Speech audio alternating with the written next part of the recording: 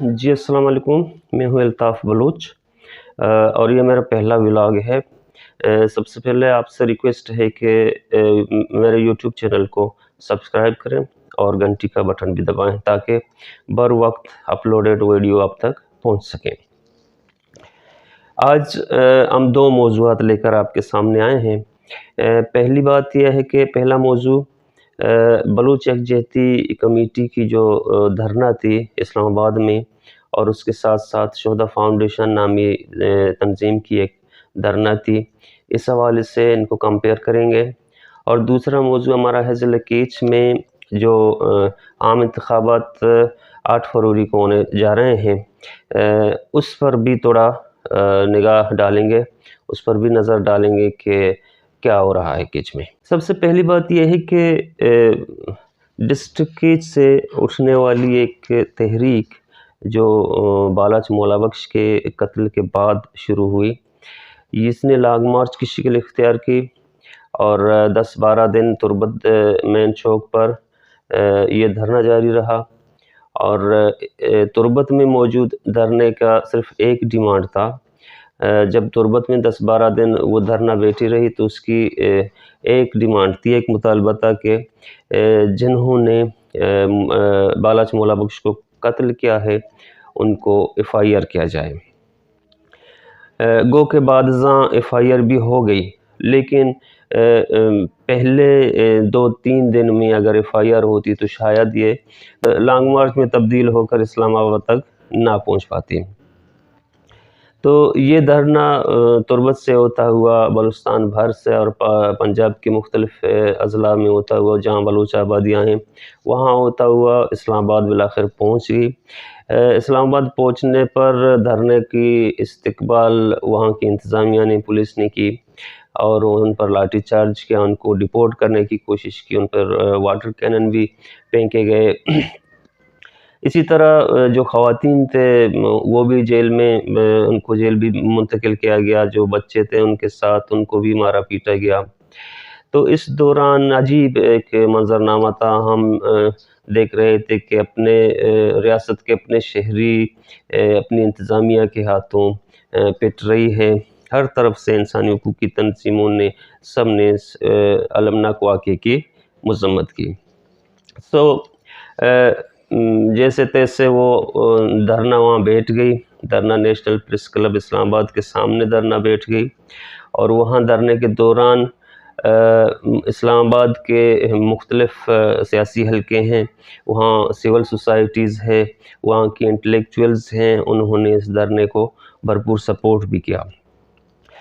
लेकिन अहम बात यह है कि धरने के डिमांड क्या थे, धरने के नुकात क्या थे। बलूच यकजहती कमेटी के धरने का सिर्फ़ और सिर्फ एक नुक्ता था और वो एक मुतालबा ये था कि जितने उन्होंने रजिस्टर्ड किए गए जितने लापता अफराद थे जिनको मुबैना तौर पर लापता किया गया है, उनकी स्टेटस लवाकिन को मालूम हो कि वो ज़िंदा हैं या मुर्दा हैं या कहाँ पर हैं। रियासत की ज़िम्मेदारी ये है कि हम रियासत के शहरी हैं, हमारे बच्चों को बाजियाब किया जाए और बाजियाब करने में रियासत हमारी मावनत करे, रियासती इदारे अदलिया हमारी मावनत करें। सिर्फ़ यही मुतालबा था। इसके अलावा दूसरा मुतालबा अहमियत भी नहीं रखता था और दूसरे मुतालबे वो रख भी नहीं सकते थे। दूसरी जानिब हमने देखा कि एक दूसरा एक कैंप, एहतजाजी कैंप, उसी एहतजाजी कैंप के सामने शोहदा फाउंडेशन के नाम से लगाया गया, जिसकी सरपरस्ती साबिक निगरान वज़ीर जमाल रईसानी साहब ने की। और उस धरने का मुतालबा भी एक है। वो भी यही चाहते थे कि हमारे जो लोग हैं, हमारे लोग जो शहीद किए गए हैं, जो मारे गए हैं, जिन्होंने मारे हैं, उन कातिलों को फौरी तौर पर गिरफ़्तार किया जाए और हमारी फैमिलीज़ को कंपलसेट किया जाए। ये दोनों धरनों में ममासलत ये थी कि दोनों धरने बलूचिस्तान से ताल्लुक़ रखते थे, दोनों के रूट्स बलूचिस्तान से थे। दोनों का एक चीज़ मुश्तरक ये थी कि दोनों के मुतालबे रियासत से थे। शोहदा फाउंडेशन के लोग भी रियासत से मुतालबा कर रहे थे اور بلوچ یکجہتی کمیٹی کے جو لوائقین وہاں بیٹھے ہوئے تھے دھرنے میں، ان کا بھی مطالبہ ریاست سے تھا۔ ایک فرق جو ان دو دھرنوں میں، دو کیمپوں میں ایک فرق جو تھا وہ یہ تھا کہ یہ جو شہداء فاؤنڈیشن نامی دھرنا تھا، ان کے الزامات یہی تھے کہ ان کے لواحقین کو جو شہید کیے گئے ہیں وہ کہہ رہے تھے کہ ہمارے شہداء کے قاتل بلوچ یکجہتی کیمپ کے وہ لوگ ہیں جو نام نہاد مسنگ ہیں، وہ ان کو نام نہاد مسنگ کہہ رہے تھے۔ ان کا موقف یہ تھا کہ جو لوگ یکجہتی کمیٹی کے دھرنے کے لوگ جن کی رہائی یا بازیابی کی ڈیمانڈ کر رہے ہیں، دراصل وہ ٹیررسٹ ہیں اور وہ ہمارے لواحقین کو مارا گیا انہوں نے۔ جبکہ دوسری جانب بلوچ یکجہتی کمیٹی کی طرف سے اگر وہاں کوئی صحافی جاتا اور وہ انویسٹیگیٹ کرتا کہ سامنے والے دھرنے جو شہداء فاؤنڈیشن کے نام سے بیٹھے ہیں ان کا تعلق کس سے ہے، تو وہاں سے یہ آواز اٹھتی کہ یہ بلوچستان میں چلنے والی سرکاری سرپرستی پر مبینہ طور پر ٹیتھ اسکواڈز کے لوگ ہیں جو یہاں آ کر کیمپ لگائے بیٹھے ہیں۔ تو اس مخمصے میں، اس صورتحال میں عام لوگ بھی پریشان رہے کہ دونوں کیمپس بلوچستان کے ہیں اور دونوں ایک دوسرے کے آمنے سامنے ہیں اور ایک دوسرے پر الزامات کی بوچھار لگائے بیٹھے ہیں۔ بالآخر انتظامیہ نے اسلام آباد انتظامیہ نے ایک تھریٹ الرٹ جاری کر دی کہ ایک خاتون خودکش بمبار اسلام آباد میں داخل ہو چکے ہیں، وہ کسی وقت کہیں پر بھی کوئی ناخوشگوار واقعہ پیش آ سکتی ہے۔ تو اس اسنا میں یونیورسٹیاں، تعلیمی ادارے، دیگر آفیسز بھی بند رہے۔ تو اس صورتحال میں بلوچ یکجہتی کمیٹی نے محسوس کی کہ ہمیں دھکا دیا جا رہا ہے، ہمیں نکالا جا رہا ہے، ہمیں تھریٹ کیا جا رہا ہے۔ بلوچ یکجہتی کمیٹی نے اس تھریٹ کو اپنے اوپر محسوس کی کہ یہ تھریٹ ہمارے لیے ہے، شاید کوئی ناخوشگوار واقعہ کہیں سے پیش آئے اور ہمارے اس کیمپ میں بیٹھے لوگوں کو، بچوں کو، خواتین کو کوئی نقصان پہنچے۔ اسی لیے بلوچ یکجہتی کمیٹی نے اپنا کیمپ کو، احتجاجی دھرنے کو وائنڈ اپ کیا اور اس نے بلوچستان کی گلی کوچوں میں اس تحریک کو لے جانے کا اعلان ہوا۔ اس کے بعد ہم نے دیکھا کہ دوسری جانب شہداء فاؤنڈیشن کے نام سے جو کیمپ تھی، اس کیمپ کو بھی میر جمال رئیس ثانی نے پریس کانفرنس کر کے اس کو وائنڈ اپ کیا اور وہاں پر سرکاری لوگ بھی آئے اور ان کے جو جتنے ڈیمانڈ تھے، ان کا جو ڈیمانڈ چارٹر تھا اس کو ایکسیپٹ کیا گیا اور اس کو الوداع کیا۔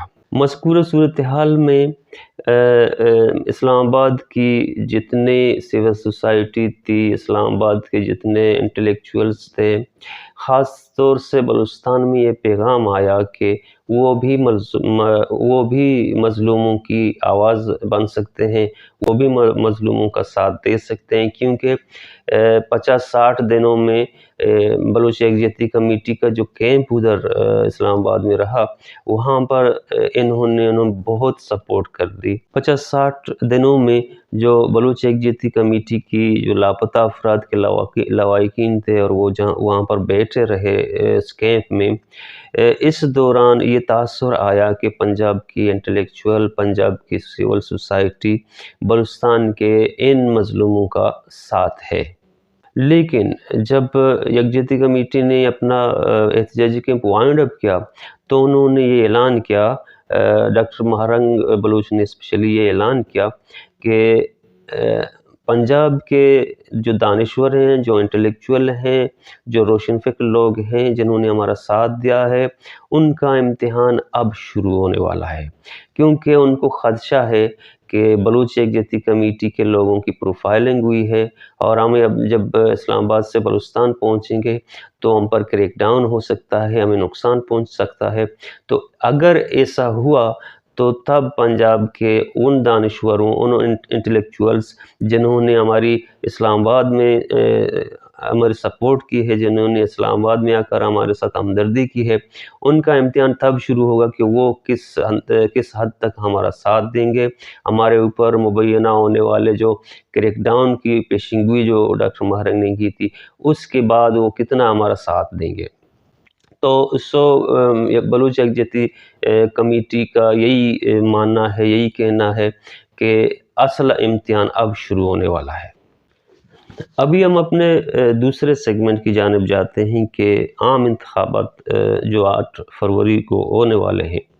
आम इंतखाबात में ज़िले खींच की जो सियासी सूरत हाल है, वो सियासी गहमा गहमी और गर्मा गर्मी है, वो किस हद तक तेज़ हो चुकी है। जी, कुछ अरसे में चंद दिनों में हमने देखा कि डिस्ट्रिक्ट कीच में ज़रा खामोशी छा गई है, लेकिन एक बार फिर तोड़ जोड़ मुलाकातें, प्रेस कॉन्फ्रेंसेस का सिलसिला दोबारा शुरू हुआ है।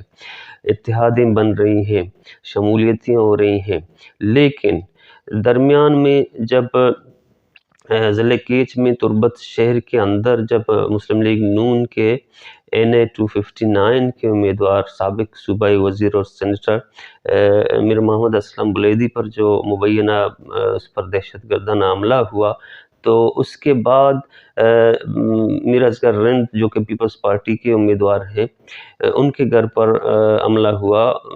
मीर असगर रिंद के बाद फिर लाला रशीदा और सेनेटर कौदा अकरम दश्ती जो कि नेशनल पार्टी के मरकज़ी कायदीन हैं, उन पर हमला हुआ।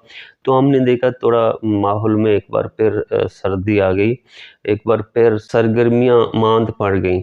लेकिन जब नेशनल पार्टी ने इस वाक़ये की मसम्मत की और इस वाक़ये पर एक प्रेस कॉन्फ्रेंस की, तो नेशनल पार्टी ने बबांग दहल ये कहा कि हम नहीं डरेंगे, हम अपना जमहूरी सियासत, हम अपना जमहूरी अमल आगे ले जाएंगे। और उन्होंने इस वाक़ये को लिंक कर दिया मौलवी दश्ती पर जो हमला हुआ था। मौलवी दश्ती को जो नेशनल पार्टी का अहम रहनुमा था, उन पर जो हमला हुआ था, उस हमले को इस हमले से लिंक किया गया कि उन्होंने ख़दशे का इज़हार किया कि वही कुव्वती हैं और उनका नाम भी हम लेंगे, लेकिन फ़िलहाल उनका नाम नहीं लेंगे क्योंकि हम इसकी तहकीकात में जा रहे हैं। इस सूरत हाल में जो बी एरियाज़ के कैंडिडेट्स हैं ज़िले कीच की, वो सारा तवज्जो दे रही हैं तुर्बत शहर में, अपना इलेक्शन कैंपेनिंग यहीं कर रहे हैं, यहीं पर बैठे हैं, यहीं पर उनके वर्कर्स आ रहे हैं, शमूलियतें भी यहीं पर हो रही हैं, तोड़ जोड़ और एक दूसरे से सीट एडजस्टमेंट भी यहीं पर हो रहा है। इसी के साथ हम आज के प्रोग्राम ख़त्म करते हैं। अगले सेगमेंट तक हमें इजाज़त दीजिए। अल्लाह हाफ़िज़।